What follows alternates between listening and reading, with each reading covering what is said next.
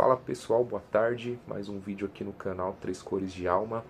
Falar um pouquinho sobre o futuro do São Paulo, né? O que eu imagino, o que eu penso aí que pode ser feito ou não em relação ao nosso time, ao que esperar de fato nos próximos anos, né? E para ver perspectiva de fato, né? Porque o que a gente vê ano após ano é um time que cada vez mais a gente fica em dúvida do futuro, né? Do que será o São Paulo, sei lá, daqui 2, 3 anos, se de fato continuaremos como um time muito grande, um time gigante, historicamente falando, mas que hoje em campo de fato apresenta um tanto resultado quanto futebol aí de time mediano, né, do ponto de vista de prática ali do futebol, né? Historicamente ninguém questiona o que é o São Paulo em relação a todos os outros clubes do Brasil, não por ser São Paulino somente, mas de fato é o maior, ainda é o maior time do Brasil, mas tem muitos anos que de fato não mostra essa grandeza dentro de campo, né? Bom, então um pouco de algumas situações que aconteceram, né? As últimas derrotas, né? No Campeonato Brasileiro, tanto para Grêmio como contra o Mirassol, que foram jogos muito abaixo do que podemos esperar do São Paulo, do que se espera, né? De jogadores do São Paulo Futebol Clube. E aí vem questões, vai classificar para Libertadores do ano que vem? Não vai? São pontos aí, inclusive surgiu um tema aí durante o início da semana que foi justamente o aumento do bicho com relação a classificação para Libertadores para os jogadores. E uma outra notícia que saiu foi justamente um deboche em relação a isso, né?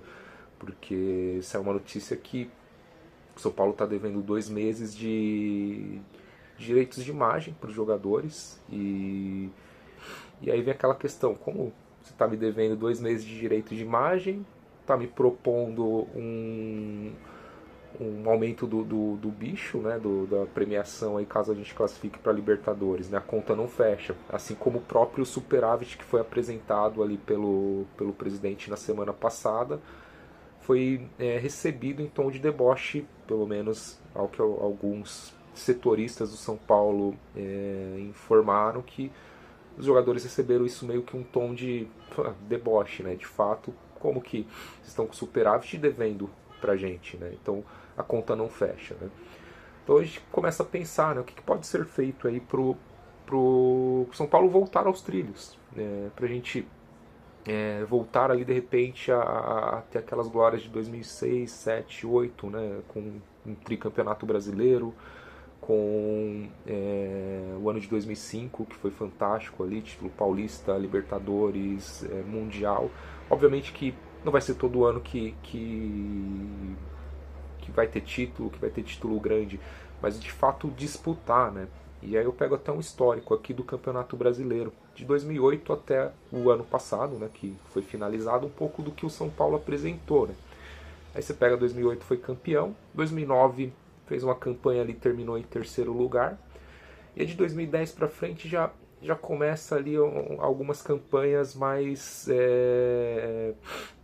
já vai começando a ter uma tendência de queda, né? Então você pega 2010 foi nono colocado, então já, se não me engano, não pegou nem Libertadores esse ano, aí 2011 sexto, a gente vai para 2012 já teve uma melhora, quarto colocado, 2013 nono de novo, 2014 foi aquele ano muito bom que o São Paulo reforçou o elenco durante o meio de temporada, que teve a chegada do Kaká, enfim, tinha aquele ataque muito bom com o Pato, o Kardec, tinha o Luiz Fabiano, o próprio Kaká, o Paulo Henrique Ganso. O São Paulo fez uma campanha muito boa no segundo turno, mas o Cruzeiro foi muito consistente ali no ano, enfim, não possibilitou o São Paulo ser campeão, ficou em segundo, que foi a melhor campanha desde 2008, né, que foi esse vice-campeonato em 2014. E aí você pega 2015, quarto lugar novamente, 16, 17, 13º lugar, 2018 quinto, 2019 sexto, 2020 foi aquele ano, né, que tinha tudo para ser campeão e de repente houve o time desandou na reta final e finalizou, não chegou nem a finalizar como vice, chegou em quarto lugar. Aí você pega 2021, 13º, 2022 nono, 2023 11º e o ano de 2024 sexto, né? E aí quando a gente pega título nesse período, que preocupa ainda mais, né? Porque você fala, poxa, esse é um campeonato paulista que é um campeonato mais acessível mesmo se você não tem um elenco tão completo, mas se você tem um time minimamente competitivo. E o São Paulo basicamente nesse período ganhou um único campeonato paulista, que foi ali com o Hernan Crespo em 2021. Aí você pega mais atrás, teve o título da Sul-Americana em 2012 e mais recentemente em 2023 o título da Copa do Brasil e a Recopa em 2024. Então você pega um recorte aí de 2009 até 2024, um time que se considera grande, né, ou até mesmo o maior time do país, são 4 títulos. Então é pouca coisa aí pro tamanho do São Paulo. E a gente como torcedor, de fato, tem que entender isso. E fora que nesse período aí, nesses anos que tivemos, basicamente 2 ou 3 anos São Paulo brigou próximo ali à zona do rebaixamento em alguns momentos do campeonato. Obviamente que não chegou no final ali tão próximo, mas teve campeonatos ali que o São Paulo ficou muito tempo na parte de baixo da tabela, né? Então foram 4 títulos, talvez 3 anos ali que o São Paulo brigou para não cair, né, nesse período. Então você fala, poxa, é preocupante. E aí, do ponto de vista do que pode ser feito, né, para o São Paulo voltar aos trilhos, né, tendo em vista que existe uma dívida aí próxima a 1 bilhão. Hoje São Paulo arrecada e estima-se algo em torno de 800 milhões por ano. Então vamos supor que o São Paulo não gastasse nada durante o ano, a gente sabe que não é algo viável de acontecer, mas vamos supor que São Paulo cortasse gasto durante um ano e arrecadar 800 milhões e ainda ficar 2 milhões aí devendo 200 milhões, desculpa, ainda sobre dívidas. Então a dívida é muito alta. Não é uma dívida que vai ser paga em um ano, obviamente, mas que a gente imagina que possa ser feito. Ou justamente o São Paulo se tornar uma SAF, ter um investidor por trás que injete dinheiro e compre o futebol do time, injete dinheiro, quite dívidas e faça investimento ali no time de futebol. Essa talvez seja a solução mais fácil do ponto de vista de resolução do problema, não que seja fácil ali a aprovação disso dentro do conselho por questões políticas, inclusive outra notícia que saiu hoje é de uma guerra fria, vamos dizer assim, entre Casares, que é de um grupo político, e Belmonte, que é diretor de futebol, mas é de um outro grupo político e pode ser candidato ali a eleição no final do ano que vem pelo São Paulo. Então parece que os dois não se conversam. E aí entra essa questão justamente de aprovar isso.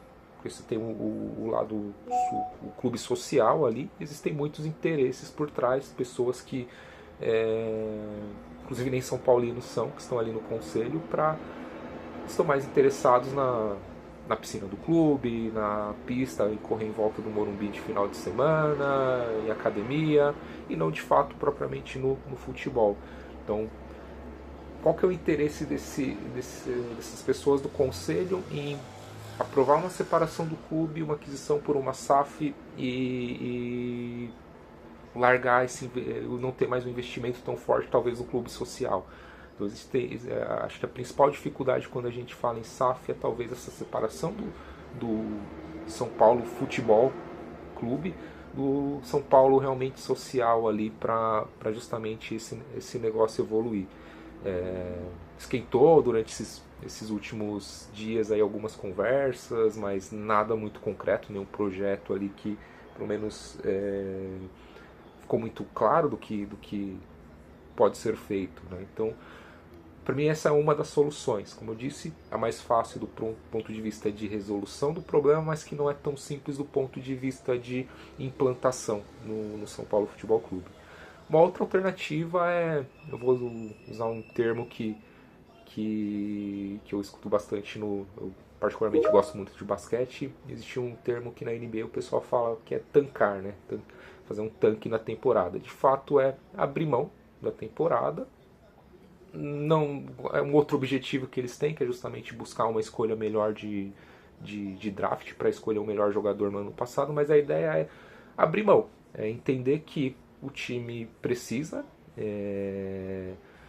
fazer investimentos menores no futebol, de repente não ter grandes estrelas, nem grandes salários, entender que vai ser um time limitado e ao mesmo tempo entender que não vai brigar por nada e talvez brigue para não ser rebaixado ou até mesmo seja rebaixado. Eu sei que é muito duro para a gente como São Paulino que nunca passamos por esse, digamos, essa mancha no currículo de passar por um rebaixamento, mas quando você tenta visar essa condição de vamos equalizar contas, vamos reduzir investimento, vamos trazer jogadores mais baratos que ganhem menos, mas vamos tentar ajustar a saúde financeira do clube. Automaticamente isso vai ter riscos ali durante o ano. Né? Então, um campeonato brasileiro que é muito disputado, existe um risco. Vai cair se acontecer isso? Não sei. Com certeza vou torcer muito que não. Mas eu diria que para isso acontecer tem que ter uma sinergia muito grande entre quem gere o futebol de São Paulo, seja presidente, diretor de futebol, e torcida. Isso tem que ser colocado de uma forma muito clara. Por exemplo, iniciar ano que vem, vamos supor que o Casares chegue e fale, esse ano vamos fazer uma limpa no elenco, vamos contratar jogadores mais não tão badalados, vamos aproveitar mais os jogadores da base, mas deixamos claro para vocês torcedores que não vamos brigar por título nenhum.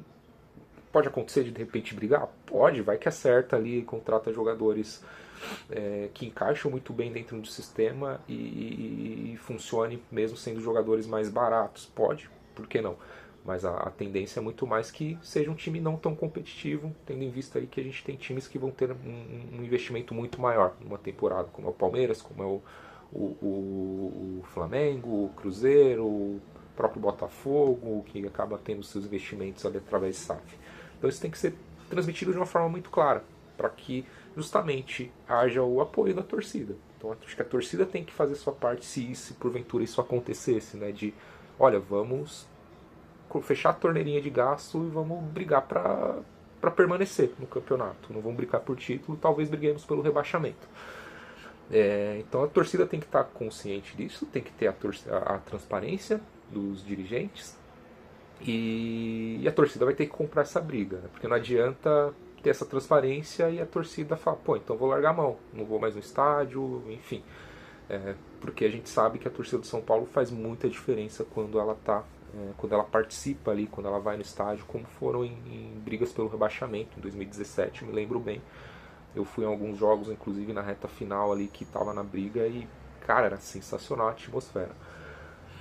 Então tem que ter essa transparência e a torcida comprar essa ideia. Entender que pode ser um período de 3, 4 anos de realmente vacas muito magras. E ao mesmo tempo, acho que teria que ter muita coragem do lado dos dirigentes. Porque você imagina, eu sou presidente do São Paulo, que é um time que se vangloria de nunca ter caído e disputar sempre títulos, enfim, ou pelo menos em boa parte da história, a gente não está vendo isso ultimamente, mas enfim, eu chegar para a torcida e falar, olha, vamos fechar a torneira, não vamos ter gastos e vamos brigar ali lá na parte de baixo da tabela. E se porventura o time cai durante esse processo, eu vou ficar com o presidente marcado ali pelo rebaixamento. Então, acho que qualquer pessoa que esteja ali na diretoria do São Paulo, na presidência, acho que pesa muito esse lado e talvez falte alguém corajoso para bater no peito e falar, eu vou assumir esse risco. Mas com certeza daqui 4 anos vou entregar um time sem dívida e realmente com possibilidade de brigar depois nas cabeças ali como como estão Flamengo e Palmeiras hoje, que se organizaram muito bem, sem a necessidade de ter uma SAF por trás. A gente sabe que o Palmeiras teve o Paulo Nobre e depois o próprio patrocínio da Crefisa, que ajuda muito nessa questão. Mas são as duas possibilidades que eu vejo tendo em vista a situação atual do São Paulo. É justamente caminhar para virar uma SAF ou seguir pelo caminho de vamos tancar, de vamos abrir mão de disputa de título, de um time competitivo, que talvez hoje a gente já não, a gente só tem quando está todo mundo disponível, e vamos lutar no máximo por uma classificação em Sul-Americana quando muito. Então é de se pensar. Eu vejo que são duas soluções ali que podem de fato contribuir para melhorar essa situação do time. Bom, é um pouquinho do que eu penso do momento atual. Fiquem à vontade para comentar o que vocês acham também. Espero que gostem do vídeo, curtam, compartilhem, comentem, deem sugestões também do que vocês imaginam que pode ser feito aí para, quem sabe, a curto prazo uma SAF, a longo prazo pensando nessa mudança de rota com o carro andando aí, reduzindo investimentos no futebol. Bom, é isso pessoal, obrigado e até a próxima, tchau, tchau.